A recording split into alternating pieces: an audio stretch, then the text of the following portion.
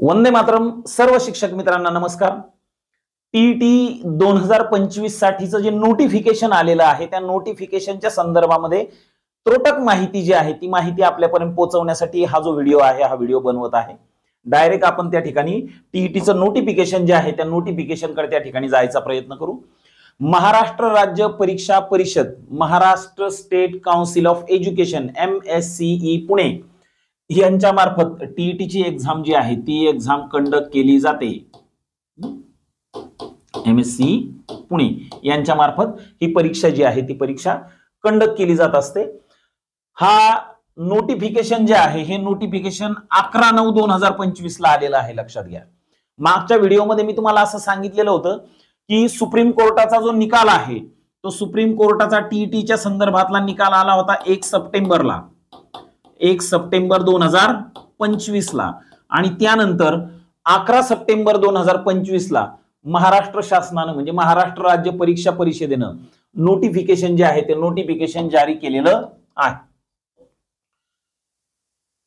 महाराष्ट्र शिक्षक पात्रता परीक्षा TET teachers eligibility test November 2025 चं नोटिफिकेशन निवेदनाबाबत महाराष्ट्र राज्य परीक्षा परिषद पुणे या कार्यालयामार्फत महाराष्ट्र शिक्षक पात्रता परीक्षा नोव्हेंबर 2025 महाटेट रविवार दिनांक 23/11/2025 23 नोव्हेंबर 2025 या दिवशी परीक्षा जी आहे ती परीक्षा नियोजित आहे. लक्षात घ्या, माग पुढे होऊ शकते.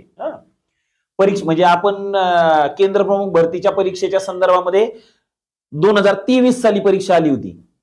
2023 मध्ये आपण अभ्यासाला सुरुवात केली. आता 2025 झालं तरी सुद्धा केंद्र प्रमुख भरतीची परीक्षा जी आहे ती अजूनही नियोजितच आहे, अजून काही ती झालेली नाही. पण टीईटी परीक्षेच्या संदर्भामध्ये शक्यतो असं होणार नाही, कारण टीईटीची परीक्षा जी आहे ती फक्त सेवेतल्या शिक्षकांसाठी आहे अशातला भाग नाही. ज्यांचं ऑलरेडी डीएड बीएड झालेलं आहे त्यांच्यासाठी सुद्धा ही परीक्षा आहे, त्याच्यामुळे नियमित परीक्षा असते. परीक्षेसंदर्भातील निवेदन सोबत जोडलेलं आहे. ठीक आहे, आपण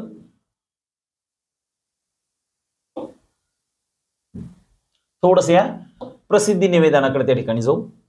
काय 23/11/2025 या दिवशी परीक्षा घेण्याचं नियोजन आहे.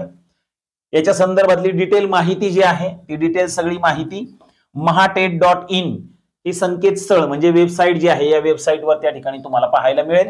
या ठिकाणी ऑनलाईन अर्ज भरणं, परीक्षा शुल्क भरणं, परीक्षेची वेळ, तारीख वगैरे जे हे डिटेल सगळे खाली त्या ठिकाणी दिलेले आहेत.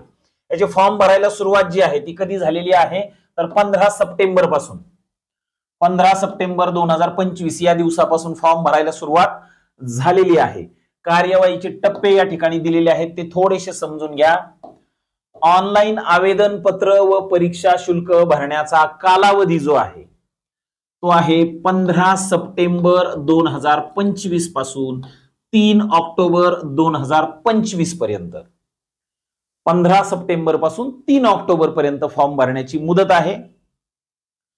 ही मुदत मे बी थोडीफार मागे पुढे होऊ शकेल, पण सध्या पुरतं मात्र 15 तारखेपासून ती फॉर्म भरायची मुदत सुरू झालेली आहे. त्याच्यानंतर प्रवेश पत्र, तुमचे रिसीट वगैरे जे आहेत ते रिसीट तुम्हाला 10 नोव्हेंबरला त्या ठिकाणी इश्यू होतील. टेंटेटिव्ह डेट आहे, लक्षात ठेवा. आणि परीक्षेचा काळ जो आहे, परीक्षेचा टाइम जो आहे तो आहे 23 नोव्हेंबर 2025. याच्यामध्ये पहिला पेपर जो आहे टीईटीचा पेपर 1 त्याचा टाइम जो आहे तो आहे 10:30 ते 13, म्हणजे 10:30 वाजल्यापासून 1 वाजेपर्यंत.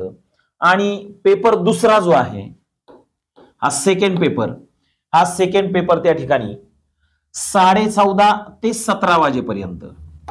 14:30 म्हणजे 2:30 वाजल्यापासून तर 17 म्हणजे 5 वाजेपर्यंत असे 2 पेपर एकाच दिवशी जे आहेत, पेपर फर्स्ट आणि पेपर सेकंड असे दोन्ही पेपर एकाच दिवशी त्या ठिकाणी प्रस्तावित आहेत.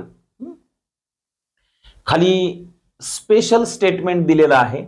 काही प्रशासकीय अडचणीमुळे सदर वेळापत्रकामध्ये बदल होण्याची शक्यता नाकारता येत नाही. आपल्याला भरपूर पूर्वानुभव आहे परीक्षा परिषदेचा. विद्यार्थ्यांसाठी अद्ययावत माहिती जी आहे ती वेबसाईट परत एकदा दिलेली आहे mahatet.in, याच्यावर थोडस एकदा सर्च करा. ठीक आहे.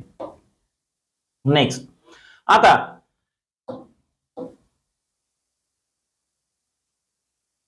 या ठिकाणी थोडेसे पलीकडे जे डिटेल पाहिले आपण तेच डिटेल या ठिकाणी आहेत आणि वेळापत्रकामध्ये कदाचित थोडाफार चेंज होण्याची शक्यता असल्याचे विधान सुद्धा या ठिकाणी स्टेटमेंट खाली दिलेलं आहे.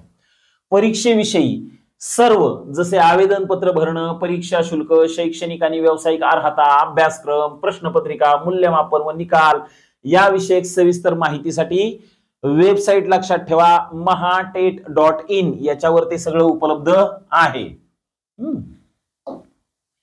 अर्ज भरताना विद्यार्थ्यांनी किंवा प्रशिक्षणार्थींनी 10वी 12वीची शैक्षणिक आणि 10वी 12वी त्याच्यानंतर शैक्षणिक व्यावसायिक अर्हता म्हणजे आपलं डीएड वगैरे जे आहे, जर आपण दिव्यांग असाल तर दिव्यांगत्व किंवा राखीव प्रवर्गातले असाल तर राखीव प्रवर्गातले कास्ट सर्टिफिकेट, कास्ट व्हॅलिडिटी जी आहे ती सुद्धा या ठिकाणी तुमच्याकडे असणं अपेक्षित आहे. स्कॅन केलेला नवीन रंगीत फोटो, 10 वर्षापूर्वीचा फोटो देऊ नका. आता दाढी मिशा वाढलेल्या असतात, जुने फोटो टाकतो आपण तेव्हा तब्येत बारीक असते, मॅच होत नाही लवकर.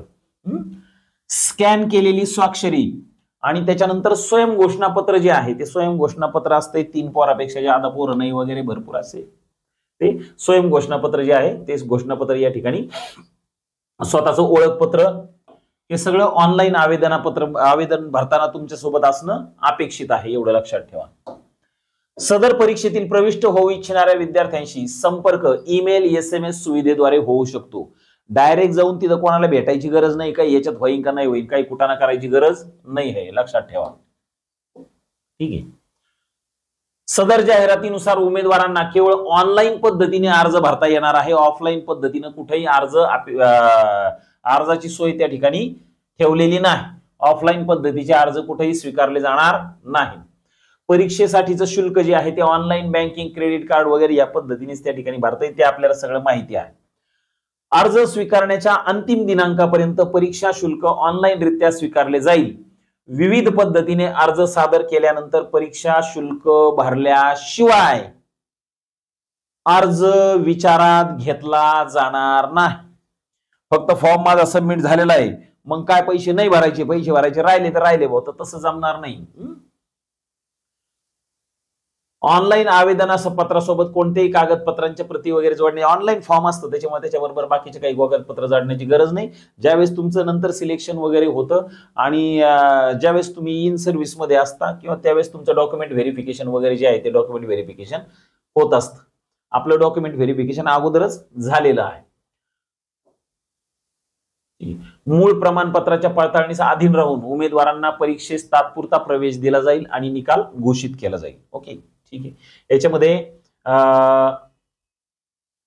विशेष माहिती म्हणजे हीच की एकापेक्षा जास्त आवेदन पत्र जर तुम्ही भरायचा प्रयत्न केला तर ते आवेदन पत्र, अंतिम भरलेलं आवेदन पत्र ग्राह्य धरण्यात येईल. तुम्ही जर 2-2 आवेदन पत्र भरले तर सेकंड टाइम तुम्ही जे भरलेलं आहे ते आवेदन पत्र त्या ठिकाणी गृहीत धरण्यात येईल.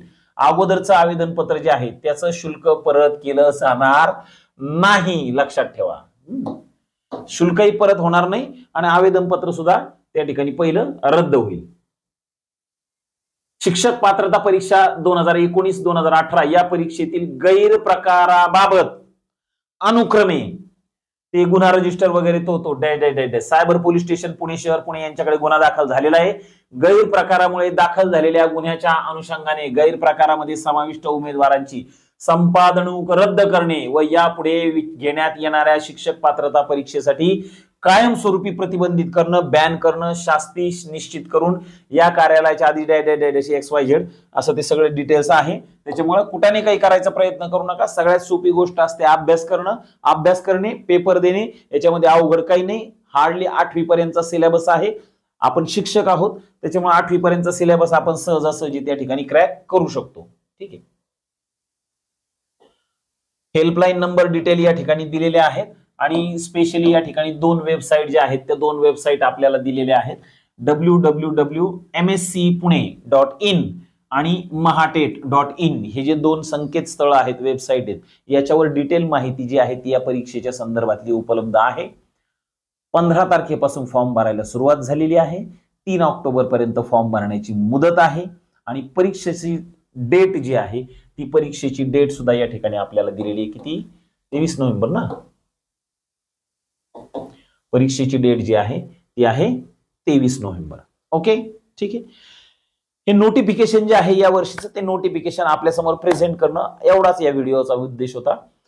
याच्या संदर्भातला अभ्यास कशा पद्धतीने केला पाहिजे, पेपर 1 साठी कोणता सिलेबस आहे, पेपर 2 साठी कोणता सिलेबस आहे, याच्या संदर्भातले डिटेल जे आहेत ते नंतरच्या व्हिडिओमध्ये तुम्हाला भेटून जातील. थँक्यू.